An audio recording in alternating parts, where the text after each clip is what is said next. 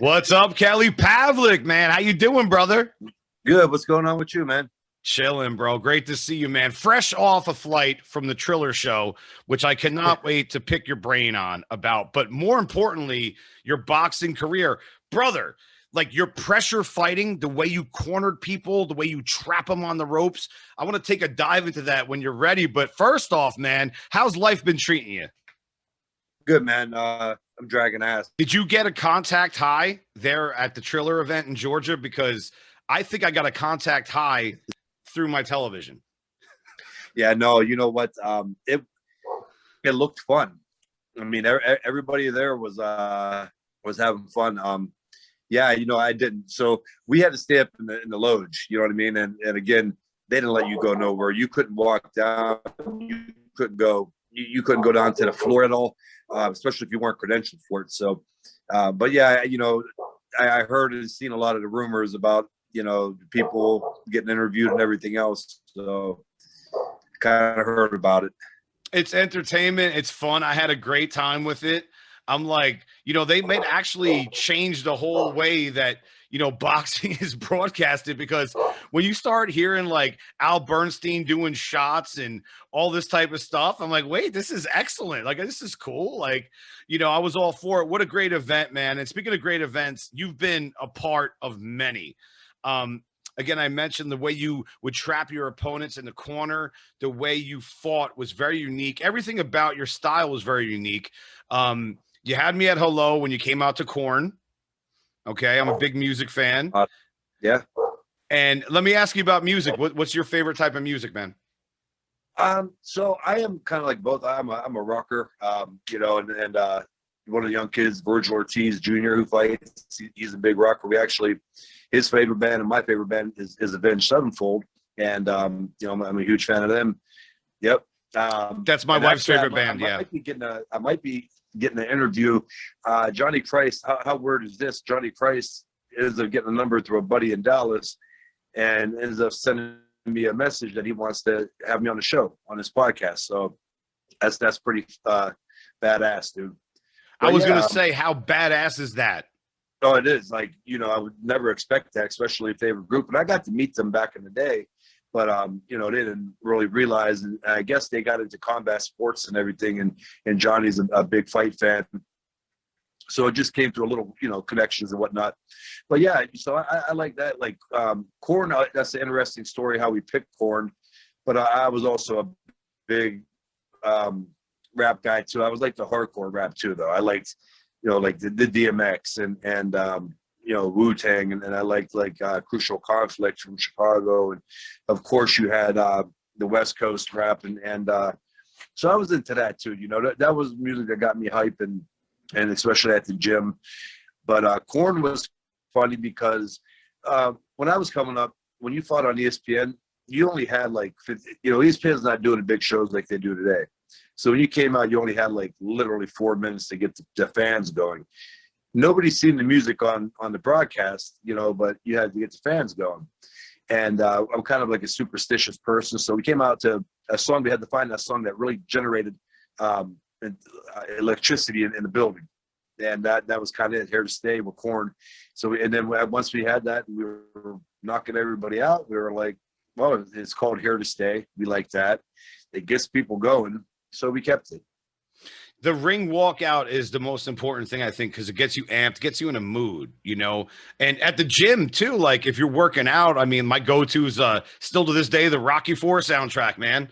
Like that thing, Robert Tepper, No Easy Way Out, gets you pumped. Oh yeah. Hell yeah. Hearts on Fire. Watch that video though. I send that video to people for fun. If you ever seen it, go watch it, dude. It might be one of the corniest videos ever. But it's a great song. Absolutely. Yeah, I've been doing my own training montages. I was training martial arts in California with a great martial artist, Adam McKinley, great guy. And I made like training montages of our trip, and you put the music to it. It makes it look better. Like everything, like I went back to like the old school, like 80s, early 90s, vibe with that. But hear me out here, brother. I mean, your fight career has been amazing. Okay. You were knocking people out left and right, literally with left and rights. Your pressure style was so impactful. You were so great for television. Edison Miranda, what a fight. Jermaine Taylor twice. I would like to talk about that fight in a moment. You unified, championships and became the lineal middleweight champion of the world. You were setting the world on fire. And can I ask you about your style? What made you get all that passion? Because you were kicking ass. It just started coming. Okay, so like amateurs, I was a hell of a boxer, slick. I started dropping people in the amateurs, but then even when I first turned pro, my early years of my pros, I mean, I was more of the in and out, moving and knocking people out. And I actually think, and I know people disagree, I actually think the style that I ended up picking up, I don't know to say if it held me back from potential or if it got me to where I got, but because I had the power no matter what. But I think going into the Miranda fight, we really kind of just the whole game plan for that fight was to back Edison Miranda up. People don't remember this, but Edison Miranda was a beast. I mean, he hit harder than guys like Triple G. Of course, after I ran through him, he didn't have the same credit, but Miranda was a bad dude. And that was a big fight. I was one of the bigger ones. Nobody gave me a chance in that fight, but we knew that the best way that Edison Miranda fought was bullying you and throwing a big loop and hard shots. So we're like, if he's on his back foot, he's not going to carry the same power. And that was our goal in that fight, just to back him up and show him that, I'm the big guy, I'm the power puncher, and I'm in great shape. Well, that's why I mentioned about how you back people up. That was one of your trademark things, which is a great style. And you got people in the corner. You got them against the ropes. You have power. You also mentioned your amateur career in which, you won a Golden Gloves, which is not easy. A lot of people overlook Golden Gloves tournaments. That's not an easy win, man. Like, it's not like you just get to the Golden Gloves. There's silver gloves. There's other things. And I fought amateur, so I know a little bit about the circuit. And obviously, coming from Youngstown, Ohio, you had some great training out there. You're very loyal and dedicated to your gym, Southside Boxing, which is excellent because you stay into your roots. And I think that's a foundation for every good fighter to be grounded, man. Your trainers were excellent. You always fought your ass off, and that's the thing I want to ask you the next question about is, where does that power come from? Do you train for that, or is that natural? Like, how does that? Because you would turn the lights out on people instantly. You know what, man? It came actually like overnight. I guess the best way I want to put it is hit maturity. So when I was 15, 16, I was in and I was boxing people. And then at 15, 16, I was still boxing people, but I was really starting to whack them out of nowhere. And the saying is, you either got it in the cradle or you don't. Okay. I think with all the advanced training today and technology, I think personally that, I can turn somebody into a power puncher. I work with people now and I do strength and training because it's all the leverage, the whip, the torque.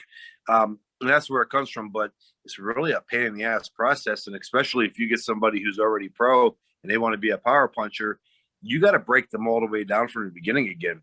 It's motor reflex and it's hard. So yeah, it does come, naturally. And that's where, I was fortunate. It came for me. I just started whacking people. So that's why I asked the question. It was amazing when you did it in some fights where, you were going through a firefight and the next thing you know, you just have the neutralizer and let's face facts. The other opponent was fucked. Like, yeah, you caught him so hard and it was like, oh my God. Cause that's natural power. That's like that ridiculous. Yeah. And even the ones that I didn't drop them or knock them out. It was, just a accumulation of getting hit with them shots. They were just done. Game changer. Believe people don't realize this, and a lot of people that don't fight, they don't realize that that shit hurts. Okay, and I even fought guys sometimes where I was like, damn. After a little bit, obviously I got through it, and you carry that shit. So when you get hit like that, after 8 rounds, people don't want to get hit with that shit no more. No, it builds up. Like George Foreman used to always say on HBO broadcast, it's like money in the bank, especially to the body shots. If you don't mind me asking, who was the hardest and toughest opponent you've ever faced? Oh man, you got to go. I mean, you had Sergio and obviously Bernard Hopkins. Them guys were very good. Jermaine Taylor was a fantastic fighter. Yes. Jermaine did what he did. He beat Bernard twice. So I'd have to say it's hard in there. Sergio was a little different with his style, and I felt like I caught on to his really quickly. I was actually up going into the ninth round after the ninth round, and not to make no excuses. So I don't want anybody thinking I am, but I just hit a wall. Everybody blames it on the cut. It wasn't the cut. I think it was the weight drain, but that's not taking anything away from Sergio Martinez. I mean, the dude is phenomenal, and Bernard again was not my night, but Bernard could fight. You had to put 10 pounds on for that fight for Bernard, yeah, right? Yeah. Don't think that had anything to do. I just think, Bernard, it was his night, it wasn't my night, and he came out. And Bernard, I tell everybody this, Bernard got the most underrated footwork. A lot of people with the best footwork are the most underrated. Guys like Mikey Garcia, Bernard Hopkins. These type guys make the right moves at the right time to frustrate you, to suffocate your punches, to throw you off, and that's all footwork, And Bernard was amazing at that. So, so those guys were all hard. Jermaine was just a brute athlete. We got to throw Moran in there because of his power, but Jermaine could fight. Jermaine was fast, had a great jab, and just knew how to work. One thing I love about your career, man, is that you fought everybody that was out there. You had no hesitation, and we need that more in the sport of boxing nowadays, man. And you mentioned Hopkins' footwork. I mean, look what he did against Trinidad. He was all over after the sixth round. Like, he was just moving him around, maneuvering him, and I'm a student of the game. I like to study footage, and that's exactly correct. Boxing is more in the legs sometimes than it is up top. And that's what I always tell people is foot positioning. So let's get some revealed secrets here. So when you throw that beautiful right hand that you have, all right, you said hips. And what else happens? Because I know something else is going on over there. Well, that's it. So you want to make sure that you're generating it. So you want to pivot on the back foot, not too far, but you want to pivot enough. And then you're coming. I mean, it's like if you played baseball and you swing from the right-handed stance, or if you're a southpaw from the left-handed stance, that's the same exact idea. I always tell some of the baseball players that are learning the box, I go, put your hands up like you got a bat in your hand and swing the bat. I tell them, take your one hand down now and throw it as a punch. That's huge. And then, of course, the snap, at the end. So I always tell them, telephone or hammer. And then you're hearing them when you come through. And then once everything's turned, everything comes at the same time with that right hand over. And that's where you're going to generate most of the power. But a lot of people think they're moving their hips and they're not. And again, it's not their fault. Some trainers don't pick up on it. They don't show what they're doing wrong, or they just don't realize that the fighter is not, because some kids, they look like they're turning their hips, but they're not. The reason why I bring this up is because you have an amazing podcast and you break down boxing. Unlike, I love a lot of podcasts out there, but, you and your co-pilot, James Dominguez, you guys do a great job. What was the inception of wanting, of course, man, what was the inception of you wanting to share your stories of boxing and break it down for a podcast? We were just sitting around one night. I was on the phone with him. He gave me a call and we were just talking about it. And I was kind of like, well, a lot of other people got him that really shouldn't be having them. So same time, it was just cool. It was like, all right, let me go on there, give my expertise. And sometimes it don't matter to anybody, They don't care if you're a 3-time world champ or if you're Floyd Mayweather or who you are. They're going to argue their point. And sometimes that's cool. I like it. I used to go into a civil argument with them or a debate. James sometimes took the road of like attacking them. And so I think that's what kind of, made it good. Like, I'm an open mind, man. I'm open book. Like, I'm going to listen to somebody's opinion. If I disagree with it, I'm gonna tell you, but it'll be in a nice way where we could debate it. and it just became fun. And I think the format that we had, believe it or not, people love that format. I know for like the regular person that goes on and watches it, it looks like our heads are stuck in our phone and we're not, paying attention to anything. And it looks a little tacky.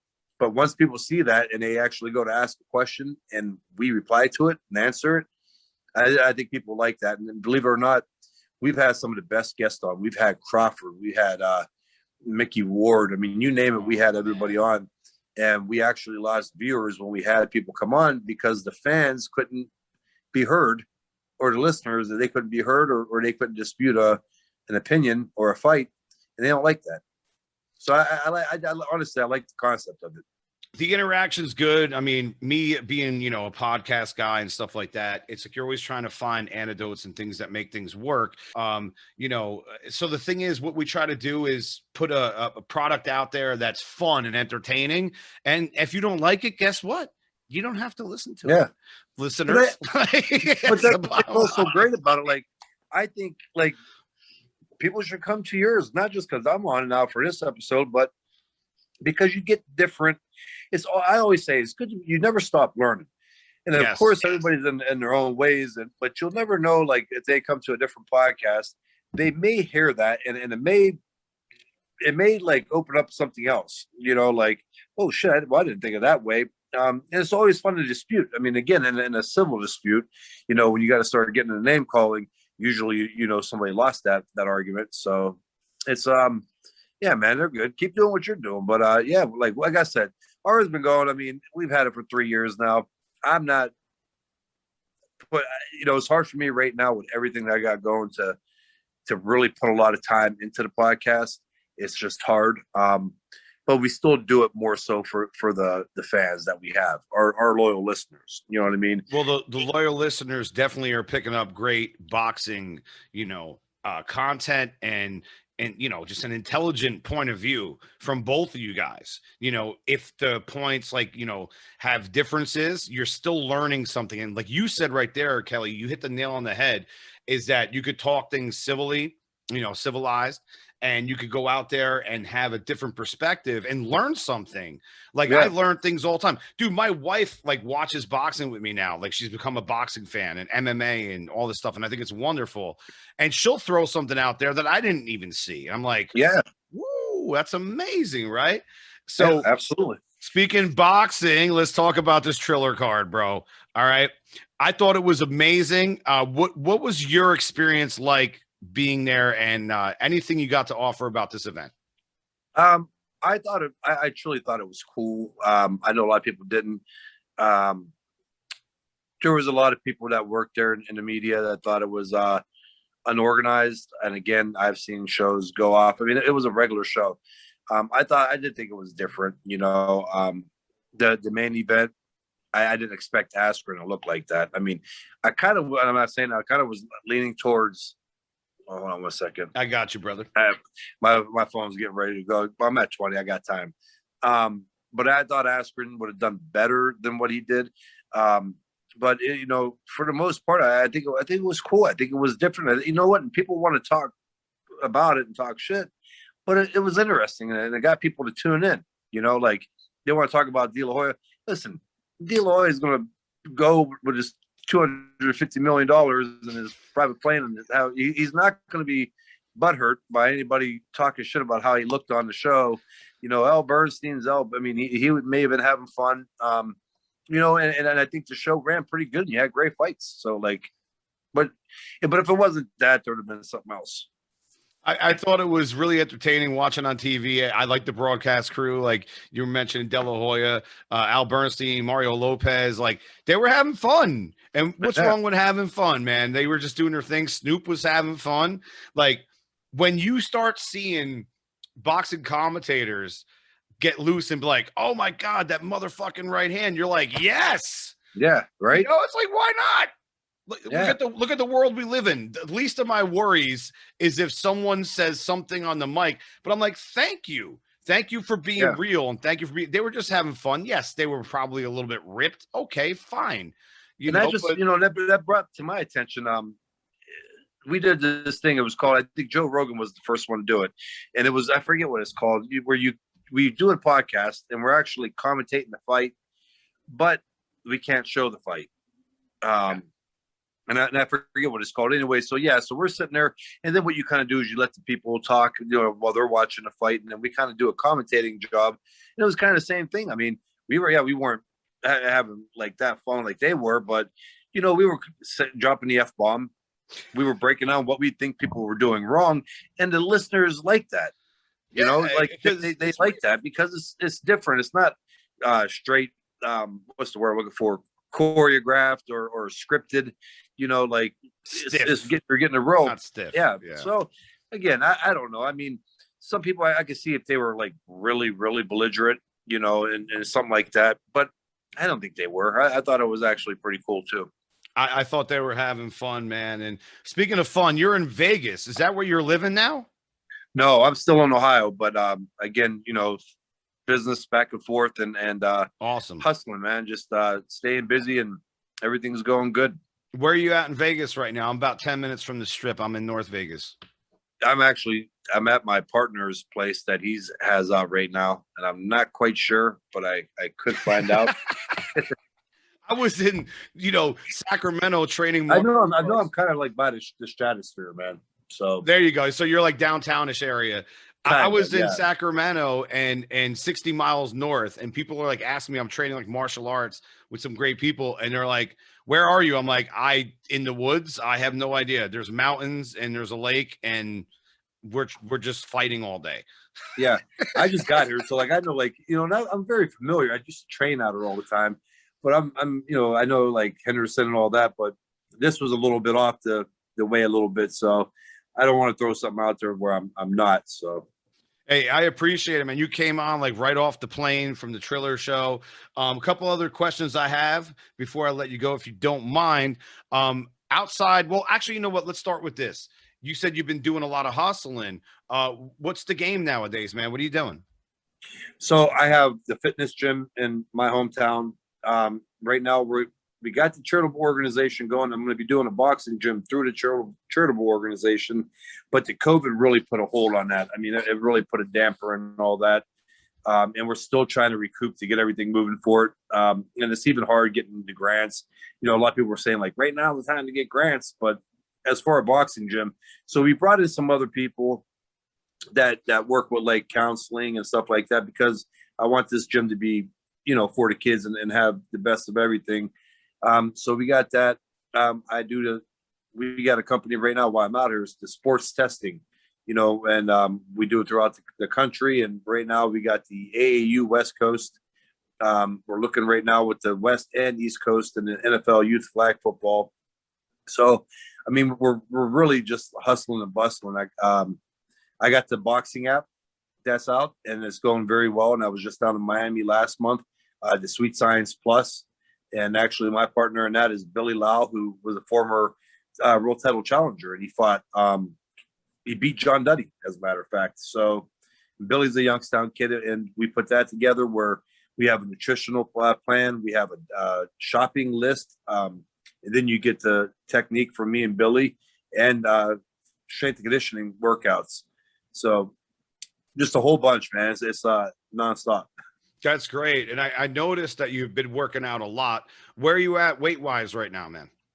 Well, I actually just started. I was getting a little too big, a little too I was going to mention and comfortable. Yeah, so I'm actually done. I started doing that intermittent dieting now. It's been a month and a half and with working out, and I'm down like 17 pounds. Congratulations, man. You look great. Yeah. You sound great. You're doing great things. And COVID is the time where I told everyone, to try to be as creative as possible, keep a grip, and just, go out there and do great creations and network with people and stuff like that. Outside of doing all that kind of stuff, what have you been doing to pass the time? Like TV shows, movies? Like, what are you into? Well, that's great. So when the quarantine was like really enforced about a year ago, I caught up on all the fucking TV shows that I've never seen. Game of Thrones been out forever, and I've watched all that. Peaky Blinders, Last Kingdom, Breaking Bad, you name it, man. So that's what I was doing, and then it turned into YouTube, and like not me being on YouTube, but and doing like research. I get into that, like healthy things, and especially since I started doing dieting and all that. So, I'm big with like David Sinclair and watching him and stuff like that and listening. So that's about it, man. Nothing as far as I'm already out, like trying to give back and be out there in the community. So during the quarantine, it was hard. So I try to find certain things to do to keep me occupied. But my kids, kept me pretty busy too. They were getting bored, and I felt so bad. They're kids; they want to be out. So we would always try to find something to do. How old are your kids? My daughter will be 15 next month, and my son just turned 12 at the end of February. Yeah, my stepdaughter just turned 12, and I could tell she was having a rough patch of it, like the online schooling, things of that nature. And we just try to do things to get out and get these kids moving around, because they're not able to do like the sports and the things that, they're getting removed of things that they're supposed to be able to do. And so we try to keep her like active. I'm like, want to go play golf with me, even though I suck? Yeah, right. Oh, dude, you golf? It's horrible. I can't. Yeah. Oh, I do. Are you good? I'm not saying you suck. I was saying, No, I suck at golf. But I've been doing it for 21 years now, and yeah, I mean it's frustrating as hell. I would not go up to one person that says they golf and be like, "No, I'll play you for $30." That's how bad I am. After 21 years. Yeah. So now better. I feel better. I mean, I can hit the ball. I can hit it. But yeah, like I really actually this year it came to a point where I said, you know what, I've been doing this 21 years and I got to set my ego aside. Let me go get some work and help with it. And I'm still thinking of doing it as soon as I get the time. I do want to get a couple lessons, just something to, I'm not looking to go out there and shoot a 40 every round. Okay. But I just don't want to be that guy that hits 3 nice balls and then the rest of the golf outing, I'm in the woods. Let me tell you something, man. Every time I'm on the golf course, someone comes up to me and they're nice about it, but it's like the old school, like golfer guy. He must be in his like 60s or 70s, been golfing his whole life. He's like, everything you're doing is wrong. You mentioned before about baseball and boxing. So I'm out there. I'm like loading up like Barry Bonds. I got my left foot up, put all the weight on the back foot, and crack, and they're like, hey, that was nice, but that's not the way to do it. I'm like, yeah. But yeah, my technique, it's hard, man. It's frustrating. Yeah, absolutely, man. One last question before I let you go. And by the way, amazing career again, 40-2 with 34 KOs, which is impressive. You fought everybody, world champion, great guy, and I want to have everyone that hears, of course, man, I appreciate you being on. And I want everyone to hear in a moment how they can follow every amazing thing that you're doing, because you're always involved in great stuff. But tattoos, you got some crazy tattoos that were definitely significant to the trademark Kelly Pavlik. You came out with your music and the tats. When did you start getting tatted up, and do you have a specific artist that you go to? Yeah, a lot of people, everybody, towards the end started getting tatted up. But I started getting them throughout the career, and nobody specific. And I do got some that I'm kind of like, damn, I wish I wouldn't have got that one. But nobody specific. In Youngstown, there's a place called Artistic Demographic and Bare Knuckle. And those are two, one of the top ones in the area. But I had a buddy that would also do them that was pretty good at it. So once we started getting them, it was kind of like just trying to figure out where I wanted, because I really wanted them. And usually if I would have listened to the tattoo artist, it would have came out a little better. But I like them. A lot of them have, there's something to me. So. Yeah, they're addictive. And then, sometimes you get those regretful ones that I've had to cover up in the past. It's like, oh, why did I do that? Yeah. But that's the process, because it's addiction. It's like you get into it and then it's like, oh, man, maybe it's too much. And then you start something and you don't finish it. And you're like, I got to finish it now. And then. Or if you don't get it right now at that exact moment, exactly, you're probably going to go back to get that. Or. Yeah, I hear that. You're just going to leave it alone. Like I have a bonsai tree someplace and I was like, I got to get it colored in. Yeah, that was in 2008. I still have not got it colored in yet, But that's right. Because you know what? Maybe one day, shortly, you're gonna come up with something. You're like, you know what? Fucking bingo. That's what I'm gonna do with this right That's now. it. Fucking bingo. Yep. Do it all in one day. I'm like, I want, because I've done that before. I want this here and that there. And you kind of just like go crazy, you know? And it's Absolutely. fun though. It's very addictive. It's a great process. Like when you walk in the tattoo parlor and it's like you get excited, you know, your adrenaline pumps up. And what was the most painful tattoo that you had gotten? Oh, I got one I call my champ stamp. It's on my lower back. That one was, I think it was because of the material. They use that ink that like grows under a black light, or you know, it was pretty cool. And it was actually from the Avenged album because I love the picture. And it was the last call one on the Nightmare album. And then I got one with the Coliseum, the Roman Coliseum, on my side here, and it went all the way up from my shoulder to my waist. And I got that all in one day because I said if they didn't finish, I wasn't coming back. That hurt that bad. And I had to, you know, I had on the left side, I was covered up pretty good. And it wasn't as bad for some reason, but it was that, you know, up here on the chest was tender. And but they finished, and I gave them extra tip for that. But it was pretty cool. Yeah, a lot of times they won't let you sit in a chair for a big piece for a long period of time, you know. Yeah. My wife had her foot done, and that was excruciating pain that I would think, but she's like walking out like it's nothing. I'm like, what? Yeah. I'm like, dude, I just cracked her in foot. I stub a toe and I'm a mess. Like she just got like a full on foot tat, you know. The hardest one I had is behind the arm. It's weird back there. Very like, you get like traveling pain, like nerves. Oh yeah, you it was a little sensitive too because it's that very you know, sensitive. Yeah. Yep. Absolutely, man. But I tell you what, brother, I appreciate your time so much. I'm gonna let you get to your day and evening. Enjoy Las Vegas. Do you have any plans for Vegas while you're out here? No, man, we're here.